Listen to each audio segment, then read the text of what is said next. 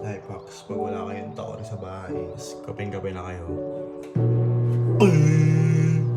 Guys, ako lang ba pag nagkakape, konti talaga yung tubig na nalagay ko. Ayoko kasi nung matabang. Wala na. Ayun. Perfecto. Siya, ano sasabihin? Ngulo. Thank you. Papakita pala kami sa inyo. Kapitan mo yan, diyan ka kakapit. Yan. Nagpe-flex na naman ng ano. Hindi ka nag-flex. May nakita ko sana guys sa TikTok ng... Hindi ko alam kung anong to. Nakikurious lang ako sa kanya. Kasi parang ang fit niya na para siyang... Tingnan yung itsura niya. Ano ba yung taro? Taro, parang siyang hindi ko rin alam eh. Pero sa mga milk tea yun. So hindi ko alam kung ano yung mga flavor dito. Pero siguro crab. Ito, salted egg. Sali ka? Salted egg, di ba? Ito naman is parang garlic onion na. Garlic. Pero ikaw pipili. Tashi, pili ka. Gusto ko to, itong salted egg. Kasi sa